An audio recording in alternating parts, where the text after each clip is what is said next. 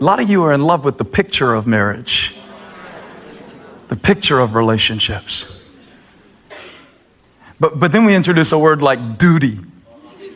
That word doesn't even sound, that's like the most unromantic sounding word, and it's the one Paul uses. He said, it's a duty sometimes. And we got all these people going into marriages based out of desire and not knowing about the duty. Like, if you're gonna get married, you better be ready to go to work some days. Not just go to work. You're going to go to work and do a job. Then you're going to come home and do another job because it takes work to make this thing work. My marriage isn't working because you're not. If you went to your job like you came home, you wouldn't have a job. But somebody needs to say this. Somebody needs to tell you. It is sometimes where you come home and you have to do a drive-by before you pull in your driveway and just do a couple laps before you can go inside and face what's going on inside, because sometimes it's not pretty like a picture.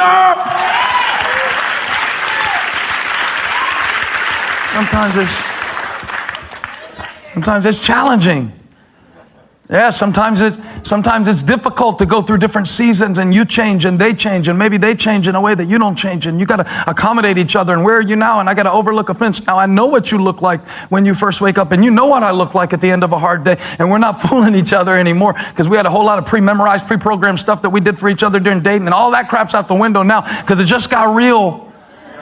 And without a sense of commitment, if you come in here to this marriage thing, this relationship thing, this life thing with what can I get out of it, you've missed the point, Paul says. He says, come to it, whether it's sexually, emotionally, relationally, come to it not for what you can get, but what you can give. You are giving yourself away. And I think a whole lot of us want the gift of a relationship without the giving of ourselves in a relationship. I think a whole lot of us are messed up about this. Marriage is the best thing, but it's not the easiest thing. And if you go in knowing that, you'll probably have a blessed marriage. If you don't, here's what will happen. You'll go in with expectations of romance, and then you'll meet a friend called reality. Romance and reality don't always get along. And then romance and reality, they get together and they have a baby, and the baby is called romance, reality. Then it's probably going to be resentment, which is going to create rebellion if you go into it looking for what you can get. Now, I'm not just talking about marriage anymore either. This is why some of you don't have any deep relationships in your life. Because you go into relationships so needy, you're a taker, not a giver. And Paul says you got to get past this. A mature view of marriage, a mature view of relationship, a mature view of Christian living, being a follower of Christ looks like this. Look, verse 5. He says, don't deprive each other. Don't deprive each other. See, because when you go into relationships led by desire and you end up disappointed, the next step is deprivation. Now, because you didn't give me what I expected, I'm going to withhold from you what you need. And it happens in marriages all the time. The passion needs parameters if it is to serve the correct purpose. And what's gotten a lot of us in trouble in our lives is we had a good passion, but no parameters. So rather than building purpose, it destroyed purpose. And that's what happened to Moses. He had the right passion, but he put it in the wrong place and acted on it in the wrong way. Right passion, wrong expression. Look, bring me my sermon illustration. So I was just thinking of a way that I could show you this, a simple way to show you this. And it's like, imagine right now that at this point in my sermon, I know this is simple, just go with me. Like, hey, I got an idea. Let's build a fire on the stage. I just think it'd be cool to build a fire on the stage. I'm stacking wood to build a fire on the stage. I actually thought about how far should I take this sermon illustration. And I thought about gasoline, and I thought I would see how far I could go before people started leaving, exiting the building. But I think suffice it just to say that, everybody in the room understands the problem with this proposition. And the problem isn't building a fire. The problem is building a fire in a place where there's nothing to contain the fire. It's fine if you want to build a fire, but building a fire without any parameters would be to unleash. See, the same substance that warms your home when it's in a fireplace is the same substance that burns a forest in Colorado in the summer. The difference is whether it's contained. And when you release passions that were intended for marriage outside of marriage, you're building a fire with nothing to contain it. And God says the fire is a good thing. Fire purifies. Fire brings warmth. Fire is a source of life. There's nothing wrong with fire. But if you build the fire in the wrong place, if you put the passion in the wrong place, it will burn your home to the ground. It's a misplaced passion. It's a good thing in a bad place. And I wonder how many of you would have avoided some serious pain in your life if somebody would have showed you, before you build a fire, you need somewhere to put it. And the only human relationship that can sustain this force of passion is a covenant relationship called marriage. And if you go building fires in other relationships that aren't built to contain the power of passion, it's gonna spread to places you don't intend for it to spread, and it's gonna destroy things that God gave you as a gift. And so Paul is not saying put the fire out. He's saying find the right place to build the fire. Make sure you have the right place for the passion, or you'll get burned. And I'm seeing so many people and so many families get burned because they were trying to get warm. Because it's cold out there, and because I need relationship, and because I need somebody. So I think I'll stand up next to this fire. I did a word study this week. I studied the word intimacy, which is what we're all truly longing for. That's really what we all want. That's what all of our sexual expression, emotional expression is about. We want intimacy. That's what we want. That's what we desire from God and from others. We want to be known. We want to be accepted. We want intimacy. But then I studied the word infatuation, and I was fascinated to find out that in Latin, this will make you sound so smart at lunch this week.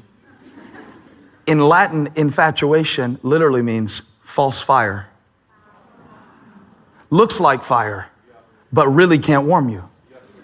Looks like fire, but really can't empower you. Looks like fire, and that's what the world offers, is an infatuation with images of sexuality, but it won't really warm you. In fact, it can actually run away from you and burn your house down. And some preacher needs to get up in front of you and just have the guts to care 2 cents worth of nothing what you think about it, and say, if you're building these fires in the wrong place, it's gonna burn you.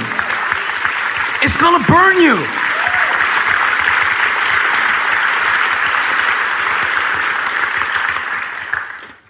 So it's mismanaged passions. Passion is pure. The enemy wants to pervert it and use what God wanted to use to develop intimacy in your life to destroy your capacity for intimacy. When you start in a relationship with a person, especially a romantic relationship, you celebrate everything about them. And you celebrate everything about them that's different than you, and it's attractive. That's where the saying came from, opposites attract. But how many know that in marriage, sometimes the same opposites that attract, then the opposites start to attack? Amen. Amen. Because what you celebrated in one stage ends up being the very thing that frustrates you in the lifelong stage. Oh, he's just so funny. I just like him because he's funny. He's just like hilarious. He's always funny, and he's 3 years in. Why can't you ever be serious about anything? Celebration, frustration. Like the whole wedding ceremony is a celebration. You force your friends to buy all the same colored clothes and come support you and stand around you. There's a big celebration, and people go along with it, and they do it. They come out for you, and they do the whole thing, and people get up and say nice things and all of this, but celebration, I should have put a different stage in there. This isn't exactly true. It goes not just celebration to frustration. It goes celebration, then for a little while it's toleration. But if you tolerate what God has called you to celebrate, it will eventually frustrate the relationship. Let me teach you something. I didn't make this up, but it's good. I don't even know who made it up, but it's still good. It's called the 80-20 rule. Have you ever heard about the 80-20 rule? 80-20 rule goes like this. In a relationship, nobody is going to give you 100% of what you want. Nobody. So a good relationship, let's say they give you 80. 80-20 rule goes like this. People have a proclivity to leave the 80 that they love to try to get the 20 that they want. This is why a lot of people leave churches, incidentally. You love 80% of what's going on, but there's a 20 in every church. Shoot, man, our church, we might even have a 30 or a 40 that you won't like if you stay around long enough. I don't know. I don't know the exact percentage. Let's just call it 20. Let's just call it 20. I mean, obviously, there's at least 20% that you don't like. And people will leave a church to get the 20 that they didn't have and leave the 80 that they loved. We just love how people are getting saved here and baptized here, and our family is connected, and our kids are in culture, and our group is great, and we can serve, and we can do it in the city, and we go all these organizations. But you know, one time it was this thing. Wait a minute, one time? You leaving because one time? You show up every week and get the word, but one time? Here's the dangerous thing. Before you leave 80 for 20 in any relationship, you better make sure that 20 is really worth it. Because you might find out that 20 is all it was. Here's the thing. She comes up to you in the office and she's got that 20 that your wife no longer has because your wife has had some kids now. But you might find out that 20 is the only 20 she's got, and your wife was a really good 80, and you, oh God, I'm preaching. You left 80 for 20. Now you're stuck with 20. You better be careful. You better be careful. Because I promise you, even if they got an 80, they got a 22. Touch somebody, say, you got a 20. And sometimes you don't discover the 20 that you don't like until you get in the relationship, but by then it's too late because you left the 80 for the 20. And some of y'all have been running from relationship to relationship, from church to church, and what you used to celebrate begins to frustrate you because you get used to it, and you see them in all kinds of different ways, and now all of a sudden I'm more frustrated about the 20 that you're not given than the 80 that you are, and it's a trap. I am called to encourage your strengths. We need to point this out because, as we've been saying, our tendency is to feel that I am called to fix your weaknesses or expose your weaknesses. And there's times in marriage to talk about things. You know, Holly helps me with my temper, but not in the middle of my temper tantrum. As she said, it's about timing. Yeah. She helps me. And one of the greatest ways that she helps me is not by going straight to the C's and D's and F's on my report card, but talking about the A's. We call this, and I got this from a book about changing things when change is hard. And the book is called Switch, and they talk about bright spots. And they talk about an epidemic. There was a starvation epidemic. Somebody went in to try to fix it, they couldn't fix it. Somebody else came in to try to fix it, they couldn't fix it. Somebody else came in and tried to fix it, they couldn't fix it. One person came in and tried to fix it, and they began to fix it. Because everybody came in the first several times trying to fix what was wrong. They would find out the problems. Why were these people starving? Trying to fix it. Couldn't fix it systemically. But then one person had the foresight to find one family that was in the same situation with limited resources that was not starving, and find out what they were doing right, and then teach that to the surrounding village. Right. Bright spots. If you look for the bright spots, like somebody said to me the other day, who tells you when your sermon isn't good? And I'm like, God, Holy Spirit. I feel that way. You know, I did a survey of preachers. I'm getting way off track and we got to close, but I did a survey of preachers and I was telling you this, of some of the top preachers that you would know their name. And I've been asking them, how many times do you feel like you preached great when you walk off the stage? And the most common answer was 1 out of 5 at best. Oh, that's crazy. These are the best guys in their whole field. Mm-hmm. And we said 1 out of 5 at best. And so somebody was asking me one day, they said, who tells you when your sermon isn't great? I'm like, well, usually I don't think it is anyway, so nobody has to really tell me. I'm beating up on myself way more than anybody else could. And they said, well, I bet your wife does. I bet you she tells you. And I said, no, she's my CEO. That stands for Chief Encouragement Officer. And you can do what you want to do. You don't have to listen to us. But there's something about when I walk off that stage with her and she tells me, you know, that was a word. Yeah. That was powerful. And you know, she doesn't just say it. I think that would be one thing, but she shows it, shows encouragement. Yeah. Like encourage means put courage in. And she puts courage in me by her presence. Did you know that every weekend she sits through all 3 of my sermons? It's the same sermon every time. Of course, I change it a lot. It's good every time. But and you're like, oh, yeah, right. She talks to me that way all the time. And you know what's weird? You can trick a man into believing he's brilliant. He doesn't have any strengths. Make something up and he'll get good at it with enough repeat. You can, I mean, it's like Inception. Women, you have power to just plant stuff. We'll think we're good at stuff. You're such a great dad. Why? You came home. Well, let's start there. It's so true. Yeah, encourage. And so what gives me a lot of boldness a lot of times is, you know, we run around in life looking for likes from a bunch of people. Yeah. Social media analogy. But if you get the right like from the person that you love the most, you don't need all the other stuff. And you have the power, and I have the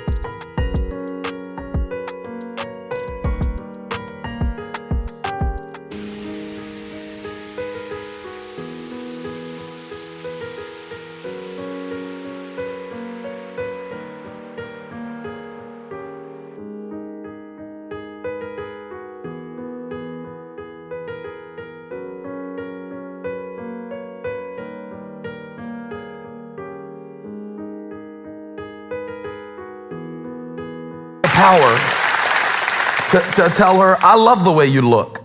Yeah. I love the way you look. I love the way, I love the way you cook. I love the way she does more than just cook and look good. I have the power. You're doing a great job creating the culture at our church for staff spouses, which is what she focuses on.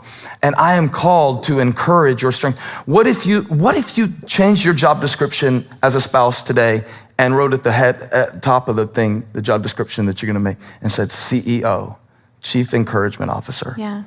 You think God would bless your marriage more? You think some stuff would come alive? What if that was the main thing? Yeah. What if you started with what you could? And it means so much when it comes from your spouse, because I know everything there is to know about you. True. But yet I'm telling you, that was a great message, or you're doing a great job, or, I want him to go to work and feel like I believe in him.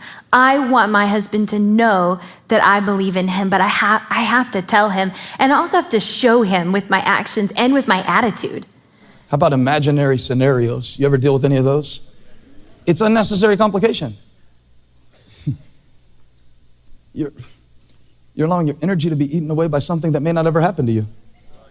And even if it does happen, why live through it twice? Once in your mind and once in your real life. I don't need a preview. It sucks enough as it is. And I know we got to think about things and think into the future, but we can't live in the future. You can't affect the future in the future. You can only affect it from now. So all this time we spend playing out stuff. There's all these conversations you have with yourself in your head.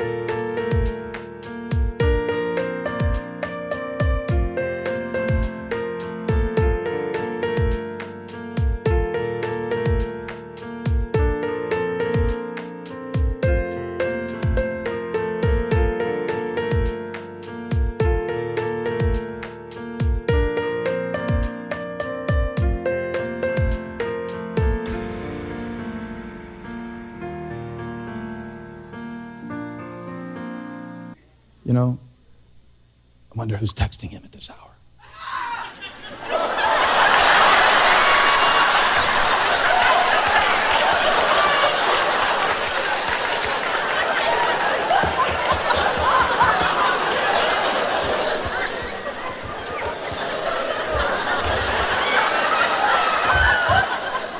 She sounds hideous. Have you seen that commercial? She sounds hideous. What if? You know, I remember the Old Testament prophet Elijah. He went running one time. He went running from a woman called Jezebel, and Jezebel said she was going to kill him, and so he was scared he was going to die, so he ran. But years later, Jezebel died, but Elijah never died. When the Lord wanted to take him, he took him up to heaven in a whirlwind. He was one of the only people in history that didn't actually die. God just took him. And so he went to heaven, but without dying. And God spoke to me one time about that thing. He said, you know what? Sometimes you're running from something that you're never even going to have to face. You're going to create complications by messing with it. Some of us, we create complications in our relationship by actually thinking that our wives want their problems solved. They don't. They want their problems heard. So just do it like this, just like one-word answers. When she's walking you through the thing, you know, with her mom or with whoever, just go, what? Crazy. Stop. No. And she'll think you're the best. Try it for a week. That's your MMA Monday morning application. Limit yourself to those 4 words.